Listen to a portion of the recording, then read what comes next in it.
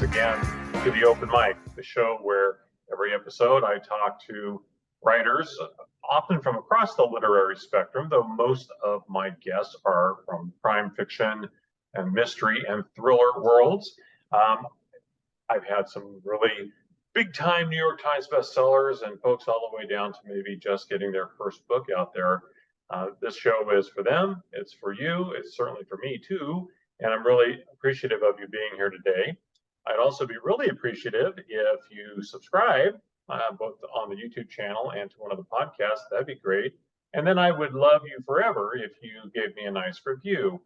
That helps people find the show, which is really important, number one, and also because it just makes me feel good. So, hey, thank you very much for doing that. And for those of you who don't know, in case you missed out on this, the show's on both on YouTube and on all of the major podcast platforms. So if you prefer one over the other, you have options. So my guest today is crime thriller author David Putnam, who's the author of 13 books, I believe, and I'm going to ask him to correct me on that if I got it wrong, but including 10 in the acclaimed Bruno Johnson series. Dave was a police officer for decades in Southern California, and then later on in Hawaii as part of the very notable Hawaii Five-0, but has been fascinated with writing for much longer even than he was a cop. So I'm growing fascinated with his writing too, which is why I'm really thrilled he's on the show today. He and I recently had a chance to chat at the Left Coast Crime Writers Conference in Tucson, and two things really quickly that came to my mind. He's a great storyteller, number one, and number two, I absolutely had to have him on the show. And so it's really my great pleasure today to have him here. Good morning, Dave. How are you doing on this fine day? And welcome to the Open Mic. Thank you for having me. It's a nice day, and I really like being here. Great. Well, I'm like I say, I really like you being here too. So great. Well, let's get started because I want to start with a book of yours that is the first in a new series, and I'm going to hold it up for the folks on the YouTube channel.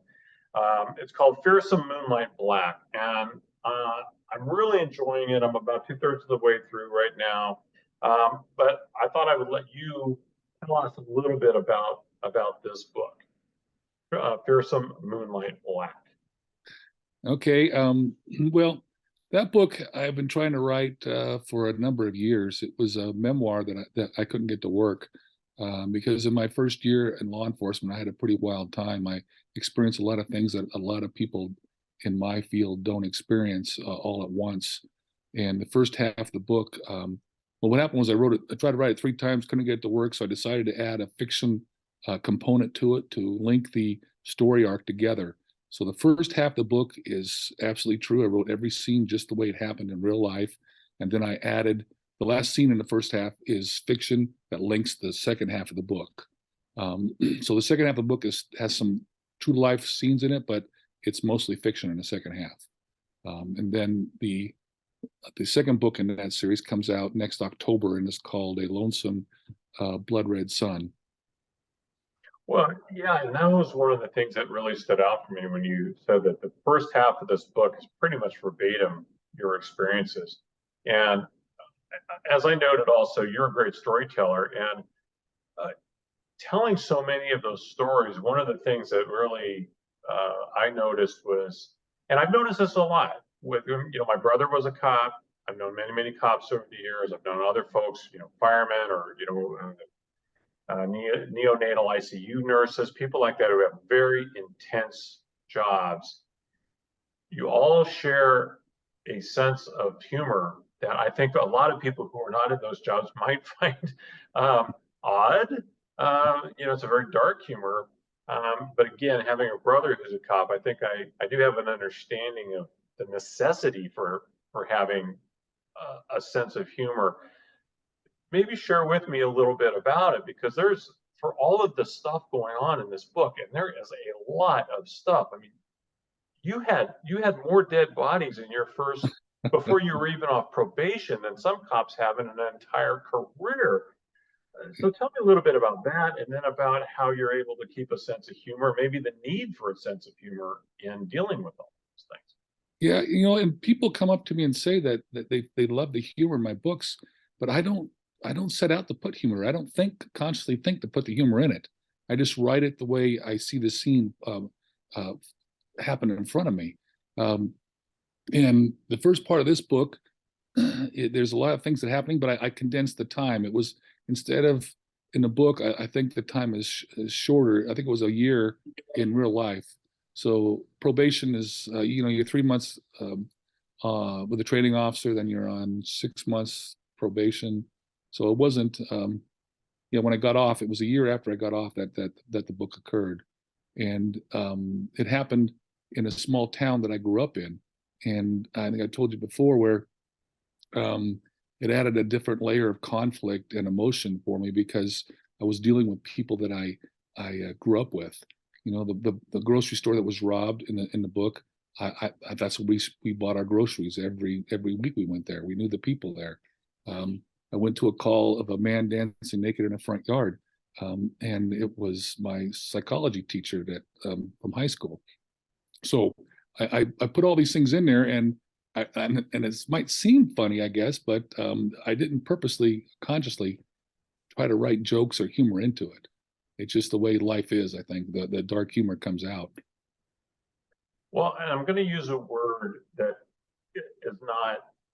is not going to sound the way I mean it. So I'm just going to say it.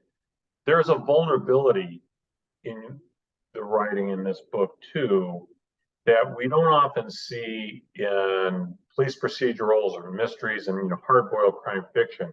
And what I mean by that is, you don't often get to see how a character who's in law enforcement is really feeling, and how those things affect the things that they run into, and they see how they really affect them. And particularly with this character, pull back the curtain a little bit on the insecurities and the fears, not of what was happening on the street, but how it's going to impact you even being able to keep your job. I mean, I don't think of a cop being fearful that they won't get through their probation. That's clearly a big part here, where all of those things are coming into play, along with the desire, the really open desire. I want to go make big arrests. I want to make a splash here.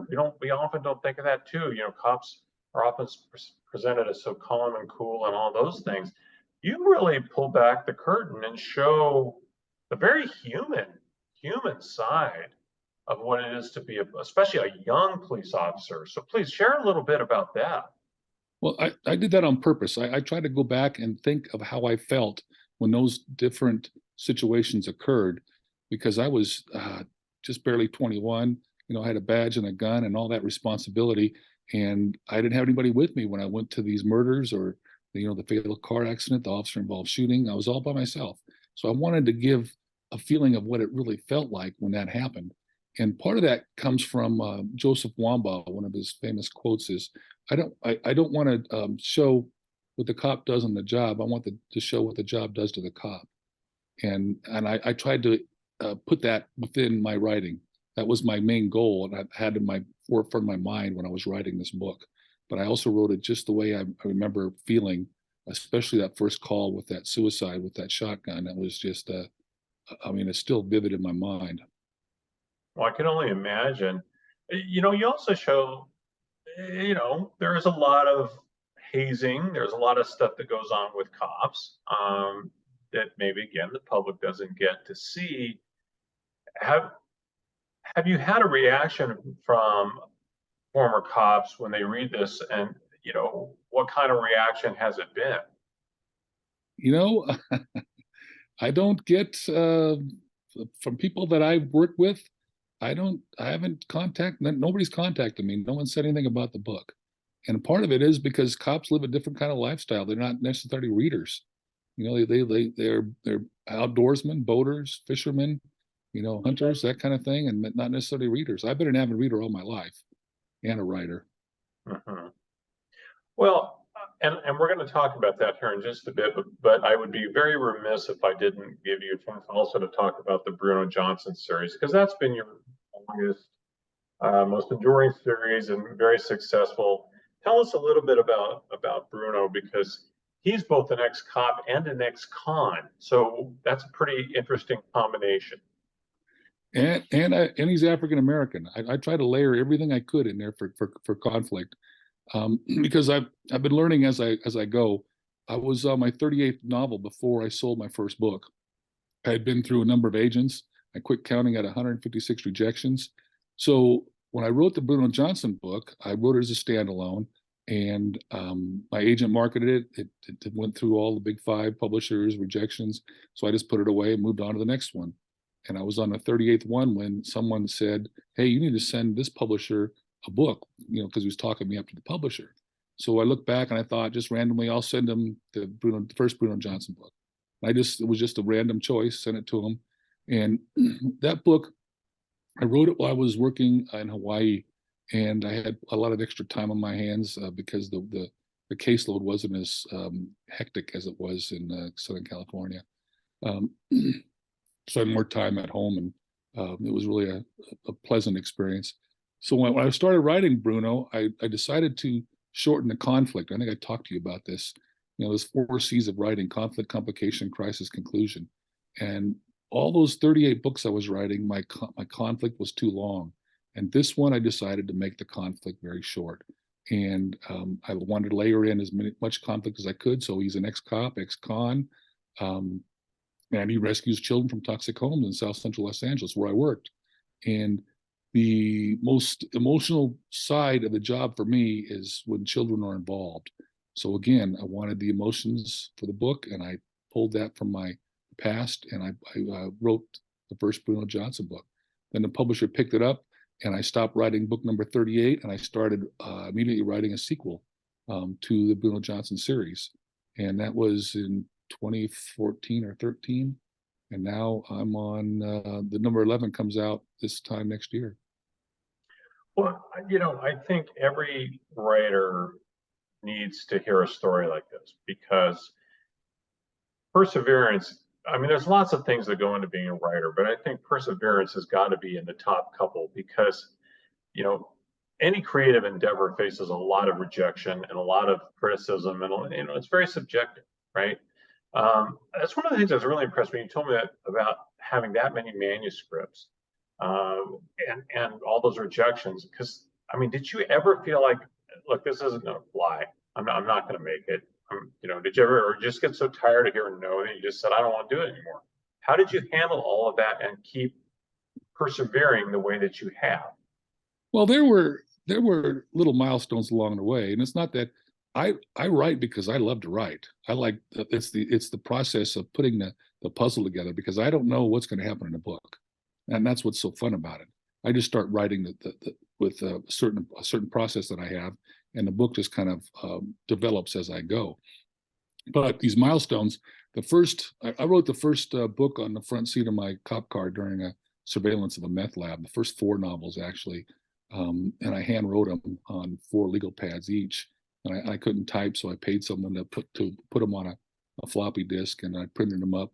I printed the first book and went to a writers' conference, and I did everything wrong. I handed a bound manuscript to some folks, and the one woman, I thought there was something there, so she took one of these bound manuscripts and she marked it up. When she handed it back, there was more red from her pen on the page than my types on each page. So it was actually a great template for me, because it was I could see from my own work how to repair it, how to fix it. So I rewrote the book and I sent it to some agents, and that was back before digital, and you had to send the entire manuscript out in manuscript boxes. And the first one I got back, I didn't even get a letter with it. It was just written in the upper hand right corner of the title page. It said, no, thank you. Please learn how to write before you resubmit. So that wasn't a good milestone, but it was kind of a challenge. So I continued to learn and do everything I could to improve. And I gradually got better and better. I was on my 3rd agent, and I had this one agent for 15 years, and he really believed in me, and he kept sending my work out. And I started getting bigger, full page rejections, and up till eventually I was getting two single-spaced pages of rejection letter. I made it to acquisitions twice before I got knocked out. So I knew I was getting close, but like you said, I had accepted the fact that I wasn't going to make it, but I still loved writing, and I just kept on. I just kept telling the stories, and I think you can see that in my work. You can tell that the stories that I'm very careful with what I do, and very well engineered, I think. Well, clearly, love of the game. That's got to be a huge part of this, I think. As you noted, I mean, and I was going to ask you something else, but let me stay on that for a second because, you noted you've loved writing all your life, and I know you started when you were really young. I guess, but you also had a really colorful family background. You had a lot of reasons to not do this, right? You could Right. have gone lots of paths. So tell me a little bit about your very colorful family background, and then where your love of writing developed and grew within that kind of an environment. Well, I don't know. I think it was my teachers that put a book in my hand and said, read this, and that's where it started. Because I would sit outside the room during recess or at lunch, and I would read books every day. And my mom, we were dirt poor. If I wanted to buy a book like the Scholastic books that came out, you'd mark the catalogs and you'd get them in school. She would let me buy as many as I wanted, and I bought them and read all of them. I was reading some college level stuff in junior high school, literature. But that was just the reading. I tried to write my own novel in junior high school and another one in high school, but then I became enamored in law enforcement. I just went a different way. I was going to make a point there. Oh, my family background. There were six of us. We lived in a 3-bedroom house, and my older sister got her own bedroom. And my two sisters got the second bedroom, and the boys, we just slept wherever we fell. And I have a newsletter that I put out. I put all these stories in it, but my mom had a very colorful background. She grew up in Thermal in a travel trailer, and she had two sisters, all of them from different fathers. So she knew what poor was, and she took very good care of us. But one aunt in Indio, she was selling tar heroin for the Mexican mafia, and my uncle found out about it. My favorite uncle. He was just a great guy. I love this guy. He said, "Quit selling the heroin. I'm going to call the cops on you." So my aunt and my cousin, who was 17 at the time, hired a hitman named Cornelius out of Orange County, and they assassinated my uncle, killed him. This was when I was a police cadet at Ontario Police Department. Um, they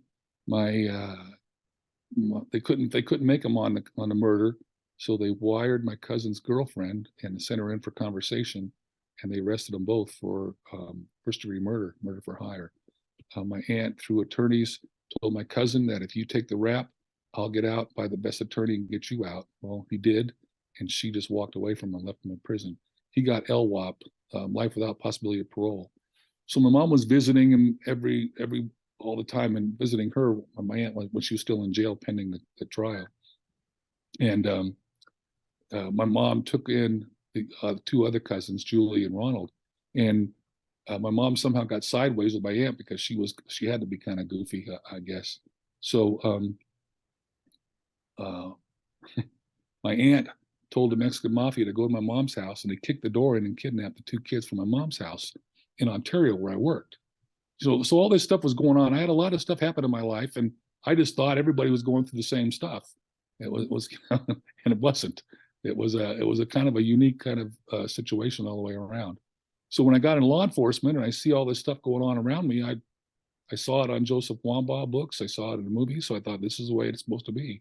And I talked to other cops, and it was like, oh no, I never saw that. I never did that kind of thing. So I documented it and put it in the stories. Well, it's really fascinating. Hearing you say all this, I feel a lot of simpatico. I also grew up very poor, had an extraordinarily colorful mother who I often will describe as saying she was a really interesting bunch of people. Not quite to the extremes that you had, for sure, but I wanted to touch on that because I think, the real common thread there is the same thing. My mom was never going to win any Mother of the Year awards ever, but there were two things or three things actually, eternally grateful for.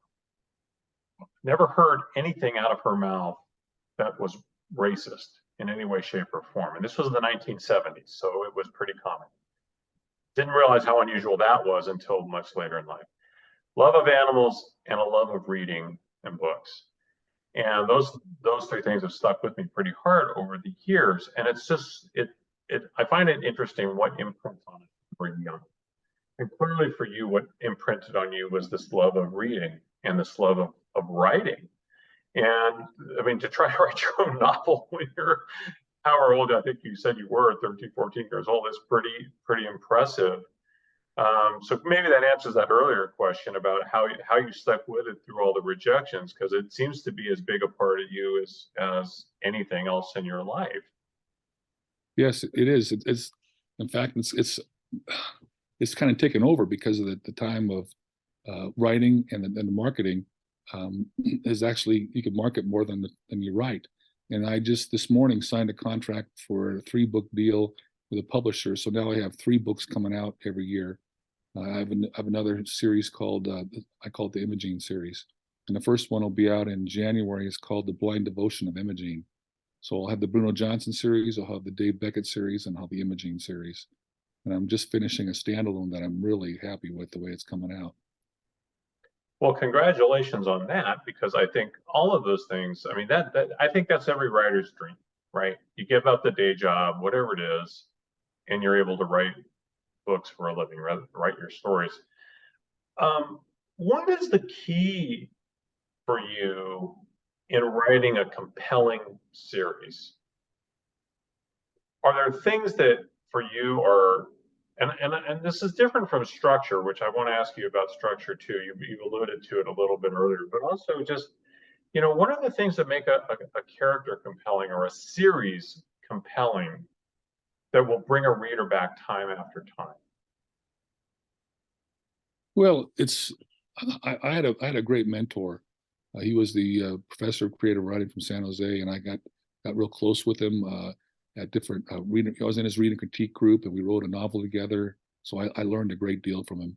And he always drilled into me: story is not story, character is story. So when I write a novel, when I write a scene, I don't write the scene the best way to facilitate the story. I write it the best way to display the character. And that has to do with voice as well. There's 3 components of voice that I'm very aware of. I'm paying attention to it all the time. So if you write the story for the character and you write it for voice, the book will actually write itself. Well, and we had a great conversation about the technical side of that process, which is specifically things like cadence and structure, and maybe the difference in structure between genres, like between thrillers and mysteries. And I know that you noted in particular one craft instructor that you really rely on quite a bit. Maybe share a little bit of that with the audience, because I wasn't familiar with him until you told me about him. So, but it sounds like it has really given your work a rhythm, a structural rhythm that has paid tremendous dividends for you. So talk a little bit about that, if you would. Well, it's just how to write, and books on how to write is just communication. So writing and voice hits everybody differently. It's just a matter of if you're tuned into that frequency. So this guy, and a lot of how-to books, the authors haven't published any books. They're just academics saying this is how you write a novel, and that could be good for structure and that kind of thing, historical anecdotes, that kind of thing. But this guy, he actually wrote and published fiction novels, so he knew what he was talking about. And his name was Dwight Swain, and he was a professor of creative writing from Oklahoma State, I believe. And a friend of mine was telling me about the book, so I picked the book up, and I liked it so much I went hunting for the CDs. And I found the CDs of his lectures, and I listened to them back and forth to work. And I worked in San Bernardino County, which is 20,000 square miles. So sometimes I would drive 100 miles each way to work. And I got to listen to the CDs, and I listened to them over and over again, imprinted them in my memory.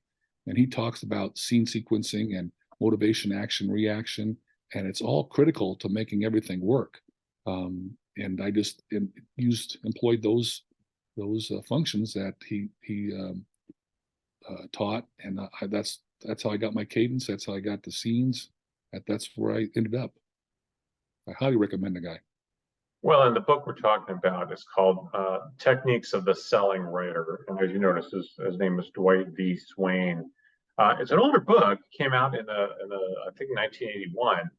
I know I've got a copy on the way, so it can be a little hard to get. The hardcover and paperback ones can be pretty expensive. But if you want to look at Dave's track record of success, I'd say it might be a worthy investment. So check that one out for sure. I noted earlier that you're a great storyteller, and really a great storyteller. We shared a table at breakfast at Left Coast Crime, and I think everybody was really enjoying your stories of your time as a cop. The thing that I didn't know until just recently, though, is that you're dyslexic. And I'm just very curious. We've talked about so much about reading and writing. I know what an impact that can have on those two things. How did that impact you in terms of becoming a writer? Well, I don't know to what degree I'm dyslexic, and I really didn't know I was dyslexic until my kids were diagnosed with it. And then I started looking into it and researching it. Then I realized, yeah, so what I do is I get up every morning before I start writing, and I go back 20 pages, because you don't want to start right where you left off, because you might be in a different emotional place. You might be slightly elated, you might be slightly sad. You want the tone and the cadence to be the same. So I go back 20 pages and I work forward. And what I find most often when I'm doing that is that I revert my sentences. I've got my sentences written backwards, and I have to go back and change the sentences around, which is a sign of dyslexia. Same thing with when I'm handwriting stuff. I will start with the second letter instead of the first letter. So I think it's a mild case of dyslexia, but I have workarounds for it. I think my entire class that I put on how to write a novel, for the writing by the numbers, it's my workaround for writing and telling a story. Interesting. I noted earlier my brother's a cop. Your dad was a sheriff, if I'm correct there. That's right. I never had any interest whatsoever in going into law enforcement. But clearly, I'm just curious, how much of an influence was your father in terms of you going into law enforcement? And do you think you'd be doing the same thing now if you hadn't had that experience as well? My father left when I was too young to even know. I didn't know my father as when I was younger. I didn't get to know him again until I was like 17 years old. So I don't think he had an influence on me. I didn't have any kind of contact with that. I really can't tell you what drove me toward law enforcement, other than the adventure. I wanted to have the adventure. It's a job where you go to work and you get a call for service, and you never know what's going to be on the end of that call. And it was just exciting every night. It was something different. Well, and I'm curious too. I mean, the Bruno Johnson series, as you noted, he rescues kids from bad environments, and he doesn't always take the letter of the law in doing it.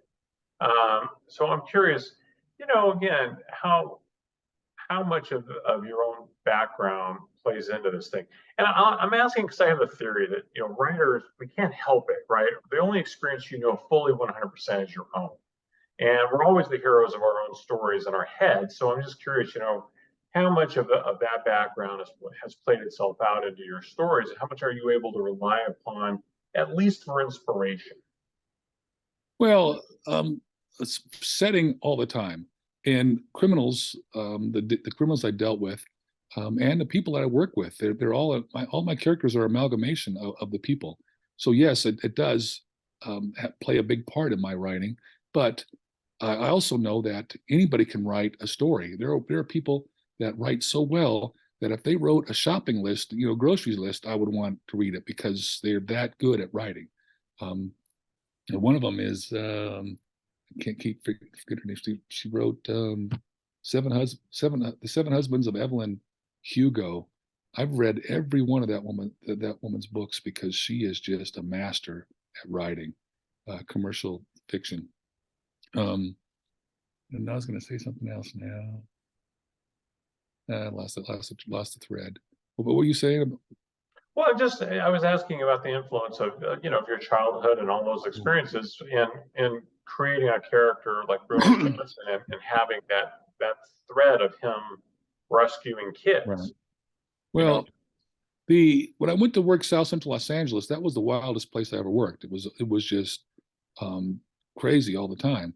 And I came from Ontario, where a fierce someone like Black is set, hometown where I grew up. And then I went from Ontario to South Central Los Angeles. And I went to a call pretty close when I first got there. And it was a child abuse call. And these kids were in this house. 4 kids were in this house. It was a horrible house. There was syringes and heroin on the table. The mother was unconscious on the couch. There was a cable from across next door for electricity coming over to the house. And I call for CPS to come and take the kids. And CPS gets there and she looks at me, she looks around, she goes, well, this doesn't qualify. And it was a relative kind of thing. She said, if we took all the kids that looked like this, we wouldn't have any room for anybody else. So it was just like a culture shock for me. And I told her, I said, look, I can't live with you walking away from this. So I'm taking the kids into custody. What you do with them is what you do with them. But I'm taking them into custody and you're obligated by law to take them. And so she got mad and she took the kids, but it was kind of a wake up call for me. Like, what the? Because in Ontario, that would have been just the worst call that, for child abuse I've ever been to. And there, it wasn't even a blip on their radar. So it was, so that kind of thing influences my writing for sure. And that kind of conflict. And the children, anytime children are involved, it was very emotional for me. Well, I hear writers a lot. I've heard this question, not directed at me, of course, but directed at writers forever in conferences and other places. Where do you get your ideas? And I always think, my God, man, look around you. I mean, I think a huge part of being a writer is you have to feel things. I know sometimes with a cop, you have to numb yourself a little bit. And I was maybe referencing that a little bit with the humor, question earlier when we talked about because otherwise you'd probably lose your marbles, right? Trying to take off. But I think you have to feel things, right? Something has to touch you emotionally, even when it's probably not supposed to. And that is so clear in your writing, right? You, again, the compassion that you have for as a cop, and certainly being able to convey that as a writer are very, very evident. Well, and I push this the hardest. People read for emotion, and conflict is emotion. So before I started this new system because I got to write even a tighter system than I had before, I would take an emotional scene that I remembered, and it could be anything.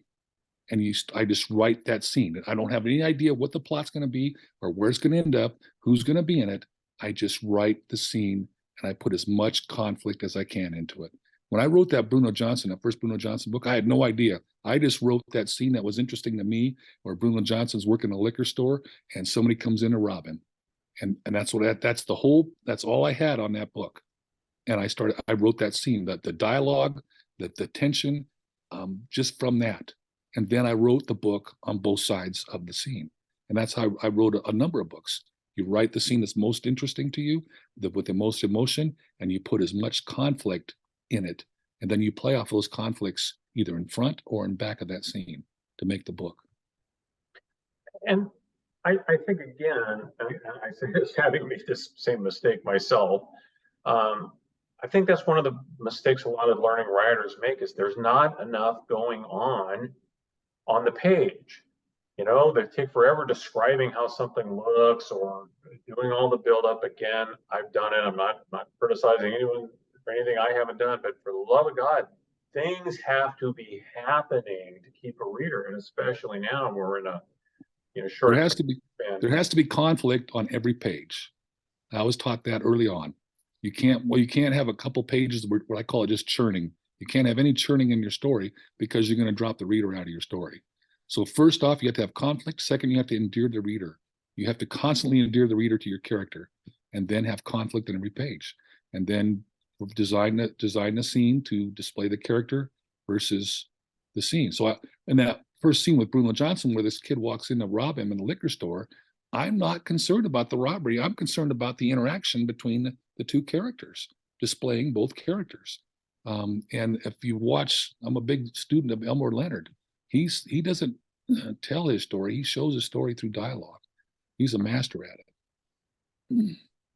Yeah, I've heard some writers complain about other writers who use too much dialogue. In my mind, I don't know. I don't think you can. That's my preference as a reader, but I'm kind of in the Elmore Leonard camp. I'd rather have it come out that way too. Let me, along those lines, another technical question here. What's the most critical to you? And I think I know the answer already, but I'm going to ask it anyway.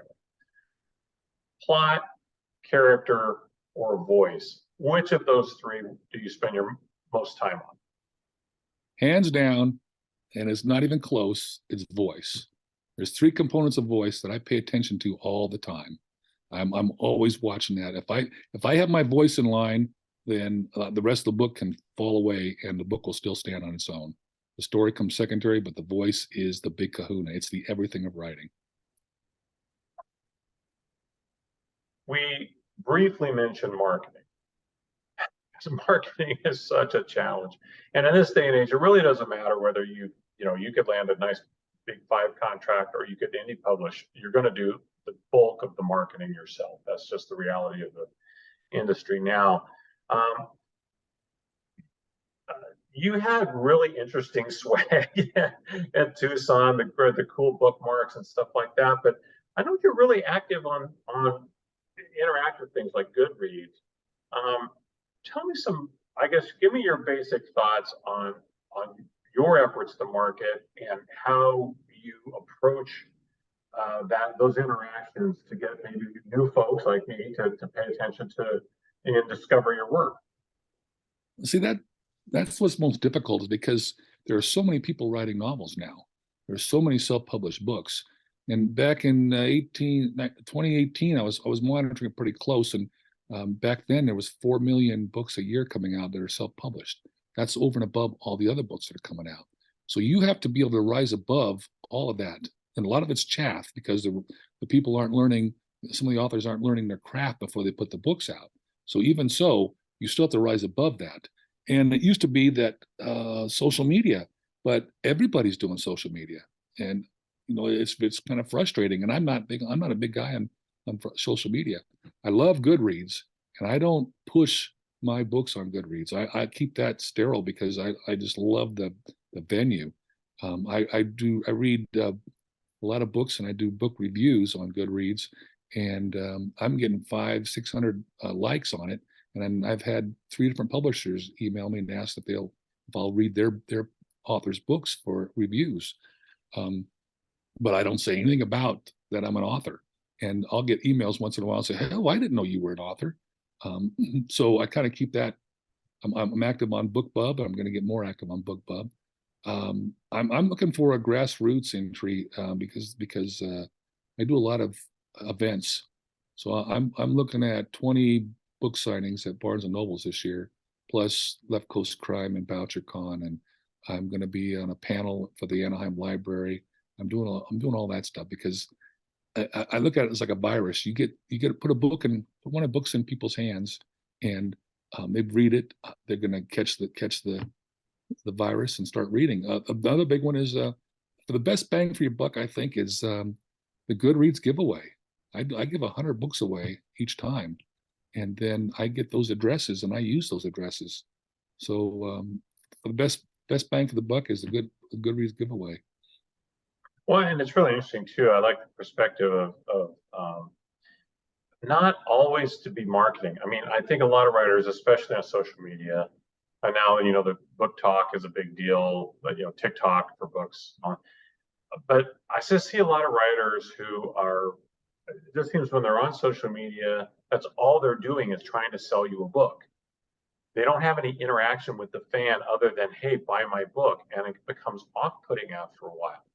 It's like, I don't even want to see your page because I know all you're going to do is, try to strong arm me into buying your book. And I just think it's just such a short-sighted way to go about it. You seem to have the idea of what's a little more conducive for me, which is develop some interaction or what have you without that constant sledgehammer to the forehead about buying a book. Yeah, you won't see me on Facebook or any of that pushing my books because I don't like it when people do it to me. So I don't feel like I should do it to them. So my publicist does put ads up, and I put ads in magazines, and I shoot for reviews in magazines. Reviews are huge. I just got a great review in Mystery Suspense magazine on the new Bruno book. And the Sinister got a star review in Publishers Weekly. So I focus on the quality of writing. Marketing comes second, even though it should probably come a little bit higher. But I'm a writer. I like to write. I love to write. And I do the best I can with marketing. But so far, I haven't made any money at this yet.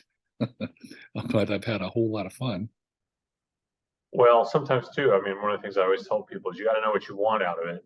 I mean, if you want to be Stephen King, bang on that, that's a big hill to climb. But everybody else, I mean, for the most part, you might as well be having as good a time as you can. Well, I don't want to keep you any longer. I've only got one more question. I could go on forever because talking about writing is one of my favorite things in the world. But in the interest of sanity for everybody, we'll wrap this up now. But I always have one question I like to end with, and it's a fun question. I hope meant to be a fun question, which is, let's just say I had the magical ability to put you together with one of the following three people for whatever, dinner, drinks, conversation, whatever, doesn't matter. Which one of these three would you choose and why? Your options are going to be Jack Lord, who most of us knew, of course, as Steve McGarrett on Hawaii Five-0. Yeah, of a certain age.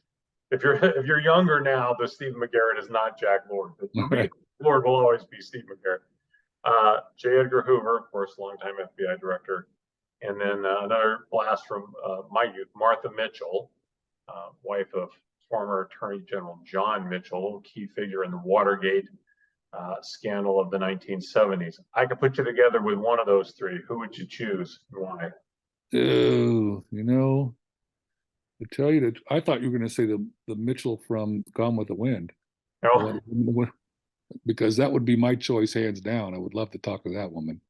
What a character. Jack Lord, I worked in Hawaii. I got to talk to people that actually work with him, and he wasn't the nicest guy. So I probably wouldn't go with him. I would have to, I would have to go with FBI. Talk to him about old cases. Hoover. See, that was I threw you a little curveball there because I know we talked about the FBI. Yeah. Very few cops who are not in the FBI like the FBI, so I threw that one at you as a little bit of a curveball. But hey, it would not be boring. Right. Maybe you could get a thought or two from him on all these issues with drag queens these days. Yeah. Well, David Putnam, I want to say thank you again for coming on the Open Mic Writers in Their Own Words. It was a real pleasure. Finally getting, I'd seen you at other conferences, but finally getting a chance to sit down and chat and certainly discovering your work has been great. I will definitely be reading more of it. Really looking forward to getting into some of the new stuff. Thank you for having me. If anybody out there has questions on how to write or reading or law enforcement, I'm happy to answer questions anytime. You can get me through my website, which is davidputnambooks.com. Absolutely, check it out. Dave's got blogs, and yeah, one of the things I love about writing and the writing community is there's a real sense of collegiality and everything that mostly there's a few folks not, but the vast majority of folks are really friendly and they realize it's not pie. someone else's success doesn't detract from yours. That's a real key important thing to remember. But I have always really appreciated and respected when writers are so collegial toward other writers. That's a great thing, and you're definitely in that category. So thank you very much. I really appreciate it. Highly encourage anybody. I'm going to hold up this particular book, and this is just one of David's many books. This is A Fearsome Moonlight Black. I am enjoying the living hell out of it. I'm sure you would too. And check out all the rest of his books as well. Don't see him at BoucherCon. If you see him at BoucherCon, you probably see me. I'll be there too. Wherever, go to Barnes and Noble if you happen to be in the area.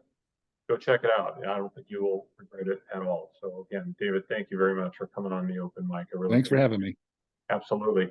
I will leave everybody with two things. If you haven't done so already, please hit subscribe, because that does help, and leave a review, because that does help other people find the show, and hopefully they will also glean some insights into publishing and writing and all of the things that come with it, which is really a wonderful world to be in.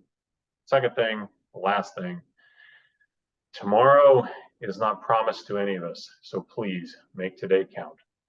For my guest, David Putnam, for myself, Rich Eisen, this has been the Open Mic, Writers in Their Own Words. Take care, and we'll see you next time.